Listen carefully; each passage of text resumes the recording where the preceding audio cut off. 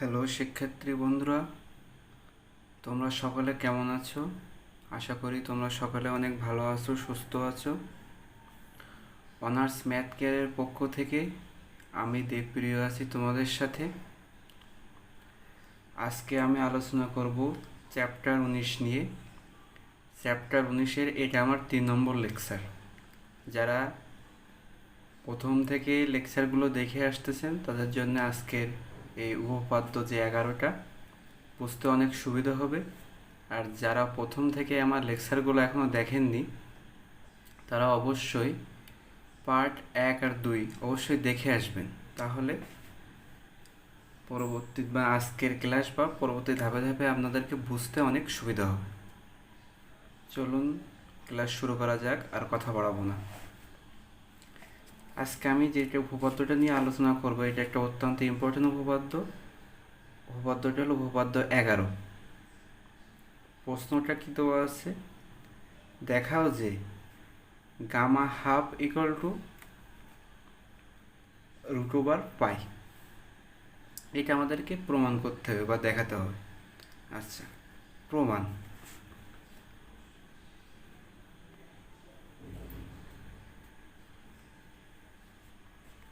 প্রমাণ আমরা জানি beta M N equal to 0 to 1 x to the power m minus 1 into 1 minus এক্সের power n minus 1 dx. এটা 1 নম্বর সমীকরণ। পূর্বের লেকচারে আমি বলেছি এটা হলো বিটা ফাংশনের সূত্র। এটা হলো বিটা ফাংশনের সূত্র। অঙ্ক করার জন্য, এই অধ্যায়ের অঙ্ক করার জন্য এটা একটা অত্যন্ত গুরুত্বপূর্ণ সূত্র। সো এই সূত্রগুলো অবশ্যই মুখস্থ করে ফেলতে হবে। আচ্ছা, তারপরের লাইনে আমরা কি করেছি? এই যে এম আর এন, এখানে এই এম এবং এন দুইটা উপাদান আছে। এই দুইটা উপাদানের জায়গায় আমরা দুইটা উপাদানই হাফ হাফ বসিয়ে দিয়েছি। কারণ হাফ বসিয়েছি তার কারণ কি? তার কারণ হলো এই যে প্রমাণে হাফ আছে, এই জন্য আমরা প্রমাণটাকে সঠিকভাবে করার জন্য বা প্রমাণিত করার জন্য এখানে হাফ থাকার কারণে আমরা এম আর এনের উপাদানটাও হাফ ধরে নিয়েছি। আচ্ছা, 0 to 1, তাহলে এখানে এম এর মান কত? এটা হলো এম এবং এটা হলো এন। তাহলে এক্সের পাওয়ার কত ছিল? সূত্র এম মাইনাস 1। আচ্ছা, তাহলে এখানে আমরা কত এম এর কত পাইছি? হাফ। তাহলে এই এম এর এখানে এই হাফ বসিয়ে দিছি, তাহলে half minus 1 into 1 minus x ছিল, 1 মাইনাস এক্স বসে গেছে। এবার এন এর মান কত পাইছি? হাফ। তাহলে এখানে যদি এন এর মান হাফ বসিয়ে দেওয়া হয় তাহলে কত আসে? হাফ মাইনাস 1 ডিএক্স ছিল, ডিএক্স বসে গেছে। আচ্ছা, তারপরের লাইনে আমরা কি করেছি? ইন্টিগ্রেশন লিমিট 0 to 1 ছিল, 0 to 1 বসিয়ে দিয়েছি। এখন এই প্লাস হাফ থেকে মাইনাস 1 যদি বিয়োগ করা হয় তাহলে কত পাওয়া যায়? Minus half. জাস্ট এখানে বসিয়ে দিচ্ছি। আচ্ছা, 1 মাইনাস এক্স ছিল, 1 মাইনাস এক্স। ঠিক একইভাবে যদি, অর্থাৎ এইটাকে যদি আমরা ক্যালকুলেশন করি, অর্থাৎ হাফ থেকে যদি মাইনাস 1 বিয়োগ করা হয় তাহলে মাইনাস হাফ পাওয়া যায়। অর্থাৎ 2কে যদি আমরা লসও করে দিই তাহলে 2 একে 2, তাহলে 1 বসে গেল, আর এখানে তলে গেছে 1 মানে 2 বসে গেল। তাহলে কত আসে? মাইনাস 1। এই সেই মাইনাস হাফ, এই মাইনাস হাফটা এখানে বসে গেছে। এইটা এখান থেকে এটা ক্যালকুলেশন করলে মাইনাস হাফই পাই আমরা। এই ডিএক্স ছিল, ডিএক্স বসে গেছে। আচ্ছা, তারপরের লাইনে আমরা কি করেছি? 0 to 1। আচ্ছা, এই লাইনটা আমরা কিভাবে করেছি যদি আমরা একটু খেয়াল করি, রুট এক্স, এইটাকে আমরা কি লিখতে পারি? X two the power half. এটা আমরা সকলে জানি, রুট এক্স মানে কত? এর পাওয়ার হচ্ছে হাফ। আচ্ছা, তাহলে এরপরের লাইনে এক্স টু দি পাওয়ার যদি মাইনাস হাফ হয় তাহলে কত আসে? 1 ভাগ রুট এক্স। অর্থাৎ সাপোজ এখানে যদি x two the power minus 1 থাকতো তাহলে আমরা কি লিখতাম? 1 ভাগ এক্স। তো যেহেতু এখানে মাইনাস আছে তাহলে এটা 1 বাই চলে আসলো, অর্থাৎ 1/x আকারে চলে এসো, আর এই হাফ থাকার কারণে এই রুট হয়ে গেছে, রুট এক্স হয়ে গেছে। জাস্ট এটাই করা হয়েছে। তাহলে এখানে কি করা হয়েছে, এই মাইনাস থাকার কারণে 1/x চলে এসেছে, আর এই হাফ থাকার কারণে এই রুট এক্স হয়ে গেছে। জাস্ট এখানে বসানো হয়েছে ইন্টু, এটাও ঠিক একইভাবে মাইনাস থাকার কারণে 1/, চলে আসছে। তাহলে কত, √1 - x, আর এই হাফ থাকার কারণে রুট চলে আসছে, এই রুট চলে আসছে, আর মাইনাস থাকার কারণে 1/, চলে আসছে। আমরা সকলে জানি যে x⁻1 মানে কত, 1/x। আবার এই x যদি উপরে চলে আসে তাহলে এই -1 চলে আসে, এটা আমরা সকলে জানি। dx ছিল, dx বসে গেছে। আচ্ছা, তারপরের লাইন আমরা কি করেছি, 0 to 1। এবার গুণ, যেহেতু গুণ সম্পর্কে আছে, আমরা এটা গুণ করে দেবো। এই 1 সাথে 1 গুণ করলে কত হয়, 1। আচ্ছা, এখানে √x আছে, এখানে রুটের পাওয়ার কত আছে, 1 - x। তাহলে আমরা এইটাকে একসাথে করলে কত আসে, x ইন্টু, একসাথে যদি আমরা গুণ করে দিই, যেহেতু এখানে গুণ করা কেন যাচ্ছে এবং দুইটা রুটের ভিতরে কেন চলে যাচ্ছে, কারণ দুইটাই তো রুট আছে। তাহলে আমরা যদি এইটাকে একটু পার্ট করে লিখি, তাহলে √x ইন্টু 1 - x, অর্থাৎ এখানে কিন্তু ফিরে পাচ্ছি আমরা এই যে √x আর √1 - x, এটাকে আমরা ফিরে পাচ্ছি। তার মানে এটা আমরা গুণাকারে এইভাবে লিখতে পারি, তাহলে x ইন্টু 1 - x dx। আচ্ছা, তারপরের লাইনে কি করা হয়েছে, 0 to 1 ছিল, 0 to 1 বসে গেছে। এই এক্সটাকে জাস্ট গুণ করে দেওয়া হয়েছে। তাহলে এক্স 1 সাথে গুণ করলে হয় কত, এক্স, প্লাস মাইনাসে কত, মাইনাস, আর এক্সের সাথে এক্স গুণ করলে করতে হয় x², dx ছিল, dx বসে গেছে। আচ্ছা, তারপরের লাইনে আমরা কি করেছি, ইন্টিগ্রেশন 0 to 1 ছিল, 0 to 1 বসে গেছে। এই 1 ছিল, 1 বসে গেছে।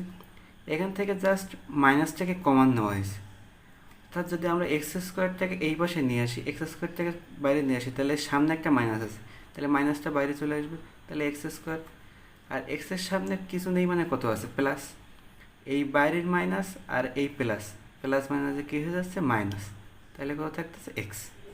তাহলে এক্সটাকে যদি আমরা মাইনাসটাকে যদি কমন নিয়ে এক্সটাকে এই পাশে নিয়ে আসি, তাহলে x² - x dx পাই। আচ্ছা, এবার পরের লাইনে কি করা হয়েছে, 0 to 1, মাইনাস ছিল, মাইনাস আছে। এইবার এটারে আমরা একটু ফরম্যাটে তৈরি করে নিছি। কি ফরম্যাটে, এই যে পরের লাইনে সেটা আমরা পেয়েছি x মাইনাস, অর্থাৎ কি ফরম্যাটে, a - b এর হোল স্কোয়ার, এই ফরম্যাটে তৈরি করে নেব। আর a - b এর হোল স্কোয়ারে তৈরি করে নেব, তার কারণ কি, কারণ এটা ইন্টিগ্রেশনের একটা সূত্রে নিয়ে আসার জন্য a - b এর ফরম্যাটে আমরা তৈরি করে নেব। তো এখানে আমরা কি করেছি, x² minus 2 into x minus x into half. আচ্ছা, তাহলে এই লাইনটাকে যদি আমি একটু বিশ্লেষণ করে ভালোভাবে বুঝিয়ে দিই আপনাদের, x² ছিল, x² আছে, মাইনাস এখানে এই যে 2 ইন্টু x ইন্টু হাফ, তাহলে এখানে এই 2 যদি কেটে দেওয়া হয় তাহলে এই x পাওয়া যায়। আচ্ছা, তাহলে a² মাইনাস 2, সূত্রের 2, a কত, x, b আমরা কত ধরেছি, হাফ, এইটা ধরেছি আমরা কত, b। তাহলে a² মাইনাস 2a, এটা হচ্ছে a, 2ab প্লাস b², তাহলে b² মানে কত, হাফের স্কোয়ার, তাহলে হাফের স্কোয়ার। তাহলে এখানে কত ছিল, x² মাইনাস x, তাহলে x² মাইনাস x এই পর্যন্ত ঠিক ছিল, কিন্তু আমরা বেশি নিয়েছি কি, 1/2 এর হোল স্কোয়ার, 1/2 এর হোল স্কোয়ার মানে কত, 1/4, তাহলে আমরা 1/4 বেশি নিয়েছি। তাহলে এইটাকে তো বেশি আমরা নিতে পারবো না, তাহলে এইটাকে অবশ্যই কাটাকুটি করে আবার পূর্বের অবস্থানে ফিরে আনতে হবে। তাহলে এখানে যেহেতু মাইনাস আছে, এখানে যদি আমি চিহ্নটা পরিবর্তন করি, তাহলে -x² minus 2x, sorry minus আমাদের প্লাস হয়ে যাবে 2x হাফ, প্লাস মাইনাসে কত, -1/4। তাহলে এখানে আমি কত বেশি নিছি, -1/4, এইটা আমরা বেশি নিছি, কিন্তু এই পর্যন্ত কিন্তু ঠিক ছিল যে x² মাইনাস x² প্লাস 2, কিন্তু এখানে মাইনাস যদি আমরা কমন নিতাম তাহলে সেই কিন্তু x² মাইনাস 2 এই সরি এক্স স্কোয়ার মাইনাস কত এক্স, সেই এক্স স্কোয়ার মাইনাস এক্স কিন্তু আমরা পেয়ে যেতাম। সো আমাদের সমস্যা হতো না, আমরা এক্স স্কোয়ার মাইনাস এক্স পেয়ে যেতাম। কিন্তু এখানে -1/4 বেশি নিছি, তাহলে আমি বাইরে একটা +1/4 যদি দিয়ে দিই, তাহলে এই -1/4 +1/4 কেটে যায়। তাহলে এই -1/4 +1/4 কেটে গেলে তাহলে আমার সে কি এক্স স্কোয়ার মাইনাস এক্স এটাই থাকে। দেখেন সেটা এখানে পাওয়া যাচ্ছে কিনা। তাহলে কত আছে, -x স্কোয়ার মাইনাস মাইনাসে কত হয়ে যায় +2x হাফ প্লাস মাইনাসে কত -1/4 +1/4, তাহলে -1/4 এবং +1/4 কেটে গেল। এই যে -1/4 +1/4 কেটে গেল, এই টু কেটে গেল, তাহলে কত থাকে -x স্কোয়ার প্লাস এক্স। তাহলে এখান থেকে যদি আমরা মাইনাস কমান নেই, তাহলে এক্স স্কোয়ার মাইনাস এক্স, এই কিন্তু সেই পূর্বের লাইনটা আমরা ফিরে পেয়েছি। তার মানে আমাদের কমান নেওয়া ঠিক আছে, অর্থাৎ যেটা আমরা বেশি নিব সেটা আমরা যদি এখানে যেহেতু বাইরে মাইনাস আছে এখানে মাইনাস হয়ে যাচ্ছে, তাহলে আমরা কি +1/4 বেশি নিছি। 1/2 এর হোল স্কোয়ার মানে কত 1/4 চলে আসে, তাহলে +1/4 আমরা -1/4 আমরা বেশি নিছি, তাহলে বাইরে যদি একটা +1/4 দিয়ে দেয় তাহলে আমরা সমান সমান কোনোটা বেশি নেই। আশা করি আপনারা বুঝতে পেরেছেন। এবার এর পরের লাইনে আমরা কি করেছি, এইটা কি সূত্রে চলে আসতেছে a - b এর হোল স্কোয়ার। তাহলে এখানে a কত, এখানে a হলো x আর b কত, b হলো হাফ। তাহলে এখানে মাইনাস ছিল, এই মাইনাস চলে আসছে, এর ভিতরে একটা কী সূত্র আছে a - b এর হোল স্কোয়ার। তাহলে x মাইনাস হাফ এর হোল স্কোয়ার প্লাস 1/4 ছিল 1/4 বেশি গেছে। এবার এটাকে আমরা একটু সাজাই লিখেছি, যেহেতু সামনে মাইনাস থাকলে কেমন একটা দেখাই, সো 1/4টাকে আমরা সামনে নিয়ে আসছি, মাইনাস এই x-2 হাফের হোল স্কোয়ার। এখানে আমরা এইটাকে হাফ লিখেছি কেন, এই 1/4টাকে আমরা কি লিখতে পারি হাফের হোল স্কোয়ার। তার মানে হাফের হোল স্কোয়ার করলেই তো আমরা 1/4 পাবো। তাহলে এখানে 1/4 সামনে আসছে, মানে এইটাকে আমরা সামনে নিয়ে এসে একবারে সূত্র করার জন্য 1/2 এর হোল স্কোয়ার দিয়ে দিয়েছি, মাইনাস ছিল মাইনাস বসে গেছে, এক্স মাইনাস হাফের হোল স্কোয়ার ছিল এক্স মাইনাস হাফের হোল স্কোয়ার বসে গেছে। অর্থাৎ কি সূত্র চলে আসতেছে, এ স্কোয়ার মাইনাস এক্স স্কোয়ার। এটা ইন্টিগ্রেশনের কোন সূত্রে যায়, ইন্টিগ্রেশন এটা তো নির্দিষ্ট লিমিট তাই, কিন্তু যখন আমরা সিম্পল সূত্র তখন তার সেটা নির্দিষ্ট লিমিট থাকে না, তখন এমনি ইন্টিগ্রাল সিম্পল ইন্টিগ্রাল হয়। সূত্রটা কী ছিল, over a square minus x square dx equal to আমরা কী লিখতে পারি, sign inverse x/a plus C. এইটা কি সূত্র, এটা সূত্রে চলে এসেছে। তাহলে এই হাফটা কি এ স্কোয়ার মাইনাস ছিল মাইনাস সূত্রের মাইনাস, আর এটা যদি এক্স স্কোয়ার দিলে তাহলে কী আছে 1/√ওভার এ স্কোয়ার মাইনাস কত এক্স স্কোয়ার। তাহলে এটা সূত্র চলে আসতেছে। তাহলে এই সূত্রে চলে আসলে আমরা কী লিখতে পারি, সাইন ইনভার্স বসলো। এক্স মানে আমরা কত ধরেছি এখানে, এই এক্স মাইনাস হাফ, এইটা আমরা কত ধরেছি এক্স, তাহলে এক্স মাইনাস হাফ এটা ধরেছি এক্স, ভাই এ কত ধরেছি এফ ধরেছি হাফটাকে, এই হাফ বসে গেল। আর এই যে লিমিট ছিল লিমিট অন 0 এটা বসে গেল। তাহলে সাইন ইনভার্স x/a এর সূত্র অনুসারে এটা বসে গেল। তারপরে কি করেছি, তারপরে জাস্ট আমরা লিমিটটা বসিয়ে দিয়েছি।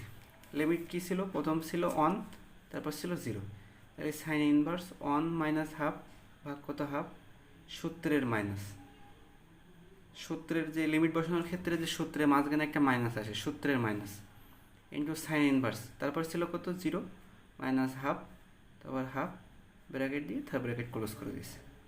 আচ্ছা, সাইন ইনভার্স 1 মাইনাস হাফ, এখানে বিয়োগ করলে কত আসে আমরা পাই প্লাস হাফ, আর তলায় হাফ ছিল মাইনাস সাইন ইনভার্স 0 থেকে হাফ বা মাইনাস হাফ বার দিলে থাকে মাইনাস হাফ, আর তলায় হাফ ছিল হাফ বসে গেছে। বাস এইটাকে যদি আমরা মানে মানে ক্যালকুলেশন করি, ক্যালকুলেশনটা কি, যে হাফ, এটা যদি এটা তলায় গেলে উল্টে যাবে, তাহলে টু উপরে চলে যাবে, অন নিচে চলে আসবে, তাহলে ওই টু কেটে গেলে অন গেলে, তাহলে এখানে কত থাকে অন, এই সাইন ইনভার্স অন।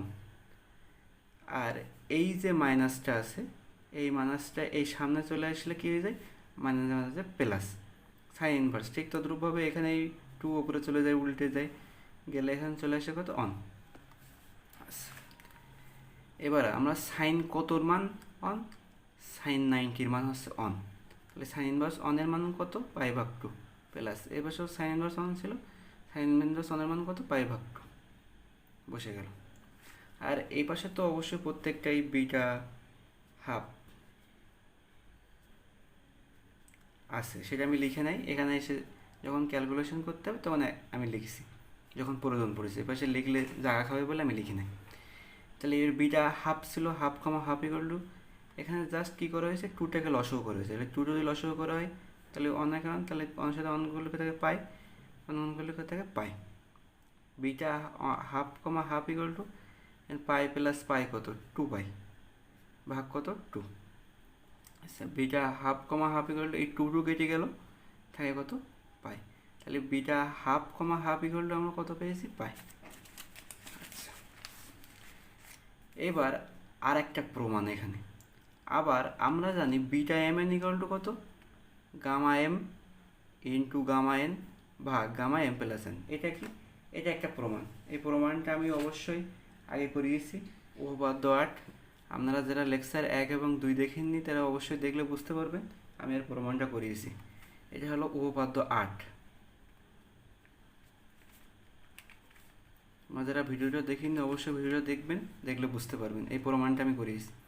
তাহলে gamma M N equal to gamma M into gamma N ভাগ গামা এম প্লাস এন, এটা উপপাদ্য 8 হতে আমরা প্রমাণ করেছি, সেই প্রমাণটা এখানে লেখা হয়েছে।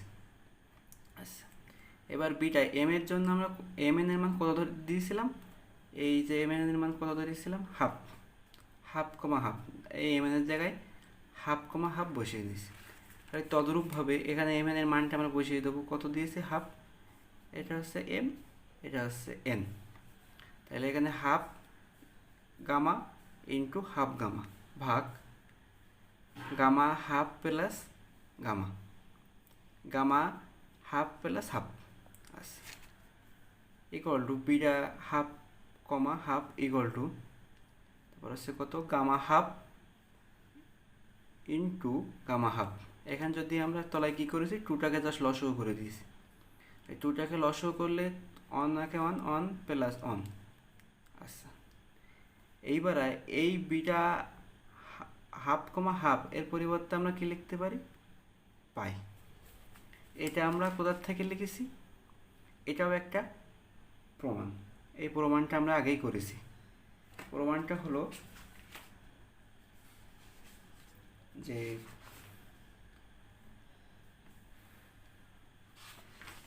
আমরা এটাও একটা প্রমাণ, আমরা হচ্ছে এই প্রমাণটা আমরা করেছি যে কি বলে, এখানে হচ্ছে বিটা ইকুয়াল টু হাফ, এইটাকে আমরা করলে কত পাই, পাই, এটাও একটা প্রমাণ, এটাও একটা প্রমাণ। এই প্রমাণটা আসছে, আমি বলছি প্রমাণটা কোথা থেকে আসছে,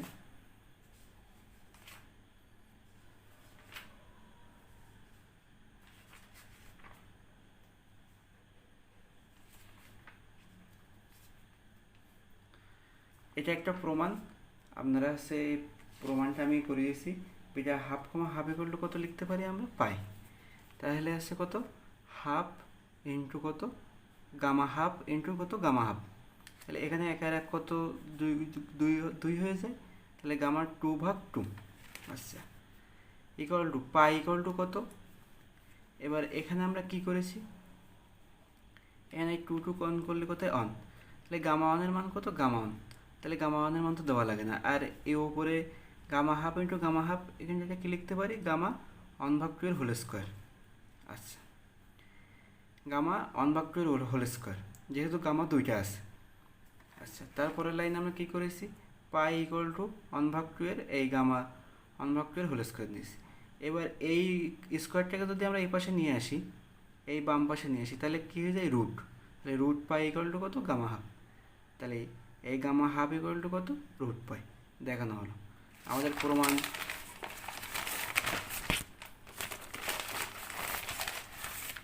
আমাদের প্রমাণ এটা এসেছিল যে দেখা হচ্ছে গামা হাফ ইকুয়াল টু কত, রুট পাই। আশা করি আপনারা সকলে বুঝতে পেরেছেন। যারা বুঝতে পারেননি তারা অবশ্যই ভিডিওতে কমেন্ট করবেন, আমি আরও ভালোভাবে বুঝিয়ে দেওয়ার চেষ্টা করব। আমি সাধ্যমতো বুঝিয়ে দেওয়ার চেষ্টা করছি, কারণ আমিও স্টুডেন্ট, আমিও নতুনভাবে শিখছি। আমাদেরকেও নতুনভাবে শেখানো, সুন্দরভাবে বোঝানোর চেষ্টা করছি বা ট্রাই করছি। ভুল ত্রুটি ক্ষমা দৃষ্টিতে দেখবেন। আর ভিডিওটি ভালো লাগলে অবশ্যই একটা কমেন্ট শেয়ার করবেন, এবং যারা আমার চ্যানেলে নতুন তারা অবশ্যই চ্যানেলটিকে সাবস্ক্রাইব করবেন, এবং যারা সাবস্ক্রাইব করেছে তাদেরকে অসংখ্য ধন্যবাদ। সো আজকের ক্লাস এ পর্যন্ত। সকলে সে পর্যন্ত ভালো থাকবেন, সুস্থ থাকবেন। সকলকে অনেক অনেক ধন্যবাদ।